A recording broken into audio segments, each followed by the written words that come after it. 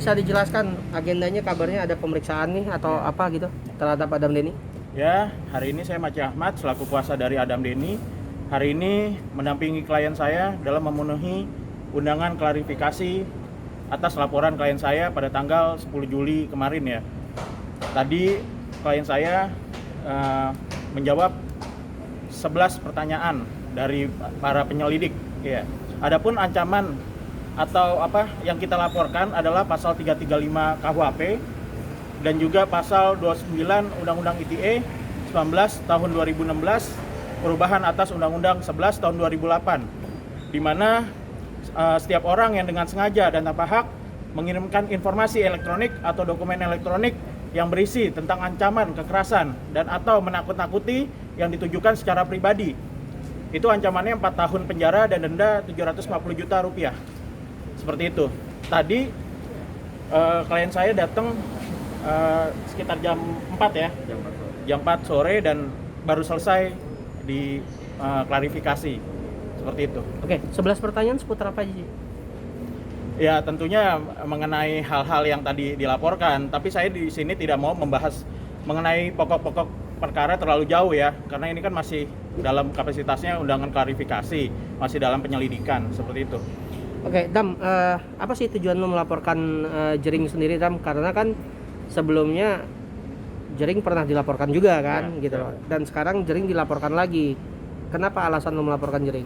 Alasan melaporkan karena saya sebagai warga negara Indonesia mempunyai hak untuk melaporkan segala sesuatu yang menurut kita itu, yang menurut saya pribadi ini suatu tindak ancaman. Nah, maka dari itu saya tidak mau berandai-andai kasus ini seperti apa. Saya mengikuti prosedur sesuai apa yang sudah ditetapkan oleh pihak kepolisian. Paling segitu aja sih, nggak mau terlalu banyak andai-andai aja. Oke, Ci, sesuai instruksi Kapolri kan untuk ITE sendiri sebenarnya harus ada perdamaian gitu loh. Ya kan? Apakah sudah ada terjadi perdamaian antara Adam sama Jering itu sendiri?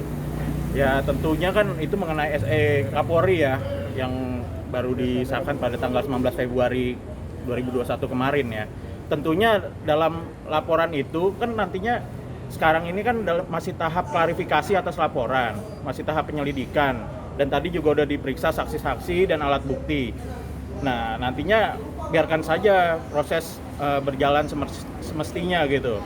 Untuk nanti perdamaian atau segala macamnya kan nanti akan berlanjut sesuai dengan bukti-bukti dan yang lain gitu, seperti itu. Tapi Adam sendiri nantinya kan kalau nggak salah dari pihak kepolisian juga akan memediasikan ya Bang ya dalam prosesnya nanti gitu. Dan Adam sendiri itu siap nggak sih buat maksudnya dipertemukan langsung atau mungkin virtual gitu kalau misalkan Jering tidak bisa didatangkan ke Jakarta gitu Bang? Kalau dari saya pribadi untuk masalah bertemu dengan Jering atau siap atau tidaknya sudah pasti siap.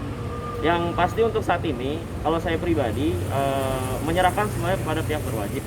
Mungkin nanti ini ada undangan klarifikasi untuk terlapor saudara IGA alias JRX. Semoga saudara IGA ataupun JRX yang saya laporkan bisa hadir ke Jakarta untuk memenuhi undangan klarifikasi itu. Apa sih motivasinya, Dam, melaporkan Jering sendiri, Dam? Kenapa? Apa motivasi melaporkan Jering, Dam? Sebagai ini aja, sebagai warga negara yang tadi saya bilang, saya memakai hak saya untuk melaporkan tindakan yang menurut saya ini pengancaman kepada saya. Gitu. Berarti emang ada merasa terancam gitu dengan ucapan-ucapan Jering? Jelas merasa terancam karena memang dari kronologi awalnya juga saya sudah bingung kenapa saya bisa dimaki-maki dan kenapa saya bisa dituduhkan menghilangkan akun Instagram dari saudara IGA alias JRX. Dan katanya juga istri dari Jering sendiri sudah minta maaf. Iya, sudah meminta maaf dah. Iya, betul. Jadi dari istri saudara IGA alias JRX sudah meminta maaf dan memohon untuk melakukan perdamaian. Maka dari itu sebelum saya memutuskan laporan, saya sudah melakukan mediasi.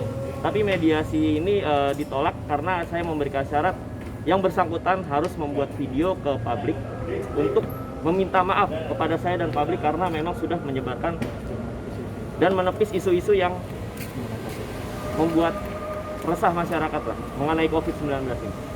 Berarti karena tidak adanya video tersebut akhirnya lu melaporkan JRX? Iya, betul. Karena memang syarat yang saya ajukan untuk mediasi ini benar-benar ditolak dan malah saya ditantang untuk tanding hukum. Gitu. Dan perlu saya tambahkan di sini, klien saya tidak ada meminta sejumlah uang atau meminta yang menurut saya masih dalam batas-batas wajar ya, meminta video permintaan maaf dan saling memaafkan di media aja, seperti itu. Tidak ada transaksional seperti itu. Bang, mungkin sedikit bukti apa bang yang tadi dilampirkan? Bukti apa yang dilampirkan tadi? Ya tentunya bukti-bukti rekaman lah, bukti rekaman yang diduga ancaman gitu. Dan bukti-bukti ya banyak lah, ada WA, ada apa, seperti itu sih. Cuman saya nggak mau menjabarkan terlalu rinci karena ini kan masih klarifikasi juga. Biarkan tim penyelidik Polda Metro Jaya bekerja, dan kita sangat percaya dengan tim penyelidik dan penyidik Polda Metro Jaya. Berarti berarti masih terus lanjut ya bang ya ke jalur hukum ya bang? Ya, karena ini sudah ranahnya kan sudah terjadinya laporan, tentunya kita menyerahkan kepada tim kepolisian mengenai prosesnya seperti itu. Dam, Jering sendiri udah komunikasi belum sama lu, Dam? By phone langsung gitu atau apa? Jadi begini, sebelum pelaporan ataupun sesudah laporan, baru banget kemarin sekitar jam 11 sampai 12 siang, Jering ada telepon ke saya dan tidak saya angkat. Karena memang ketika saya sudah membuat laporan, saya tidak akan membuka komunikasi lagi kepada pihak terlapor maupun istrinya. Jadi saya tegas di sini, saya tegaskan, saya sudah melakukan laporan, saya tidak akan mencabut laporan, saya akan ikuti proses ini semua dengan prosedur yang sudah ditetapkan oleh pihak berwajib. Berarti tetap ngotot untuk memenjarakan Jering? Kalau untuk hal itu saya tidak bisa berbicara, intinya saya mengikuti prosedur aja, dan yang paling saya tegaskan, saya tidak akan mencabut laporan dengan alasan apapun. Itu cukup. Ya, thank